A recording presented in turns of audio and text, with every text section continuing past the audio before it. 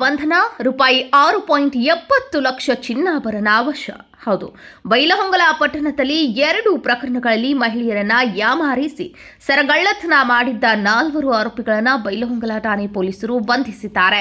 ಗೋಕಾಕ್ ತಾಲೂಕಿನ ಬೆನಚಮರಡಿ ಗ್ರಾಮದ ಬಸವರಾಜ ಸಿದ್ದಪ್ಪ ಗೋದಿ 30 ವರ್ಷ, ಸಿದ್ದಾರೂಢ ಮಾಯಪ್ಪ ಧರ್ಮಟ್ಟಿ 22 ವರ್ಷ, ಮುತ್ಯಪ್ಪ ವಿಠಲ್ ಕಿಲಾರಿ 25 ವರ್ಷ, ಬಸವರಾಜ ಬೀರ ಸಿದ್ದಪ್ಪ ಪೂಜೇರಿ 26 ವರ್ಷ ಬಂಧಿತ ಆರೋಪಿಗಳಿಂದ 12.5 ಗ್ರಾಮದ ಬಂಗಾರದ ಚೈನ್, 50 ಗ್ರಾಂ ಬಂಗಾರದ ಗಂಟೆಯನ್ನ ಹಾಗೂ ಬಂಗಾರದ 2 ಎಳೆ ಸರ ಹಾಗೂ ಕೃತ್ಯಕ್ಕೆ ಬಳಸಿದ ಬೈಕ್ ಸೇರಿ ಒಟ್ಟು ರೂಪಾಯಿ 6.70 ಲಕ್ಷ ಮೌಲ್ಯದ ಬಂಗಾರದ ಆಭರಣಗಳನ್ನು ನ್ಯಾಯಾಂಗ ಬಂಧನಕ್ಕೆ ಒಳಪಡಿಸಲಾಗಿದೆ. ಕಳ್ಳರ ಪತ್ತೆಗೆ ಬೆಳಗಾವಿಯ ಎಸ್ಪಿ ಡಾಕ್ಟರ್ ಭೀಮಾಶಂಕರ್ ಗುಳೇದ್ ಮಾರ್ಗದರ್ಶನದಲ್ಲಿ ಹೆಚ್ಚುವರಿ ಎಸ್ಪಿಗಳಾದಂತಹ Shruti KR, B Basargi, DYSP doctor Veerayya Hiremath, CPI Pramod Yaligar ನೇತೃತ್ವದಲ್ಲಿ ತಂಡವನ್ನು ರಚಿಸಲಾಗಿದೆ.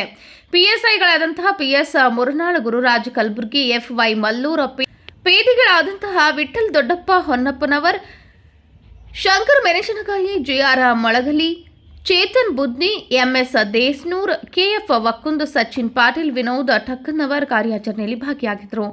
ಎಸ್ಪಿ ಡಾಕ್ಟರ್ ಭೀಮಾಶಂಕರ್ ಗುಳೇದ್ ಸಿಬ್ಬಂದಿಗಳ ಕಾರ್ಯಕ್ಕೆ ಹರ್ಷ ವ್ಯಕ್ತಪಡಿಸಿದ್ದಾರೆ.